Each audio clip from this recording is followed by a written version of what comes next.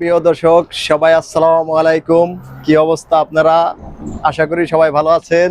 এই যে আমি একটা ভাইকে দেখতে পাচ্ছি, এই ভাইয়ের সাথে আমি একটু কথা বলবো। কি অবস্থা ভাই, ভালো আছেন আপনি? এই তো আছি আলহামদুলিল্লাহ।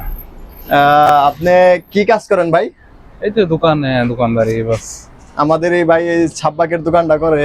ভাইকে ছোট্ট করে আমি একটা প্রশ্ন বলতে চাই।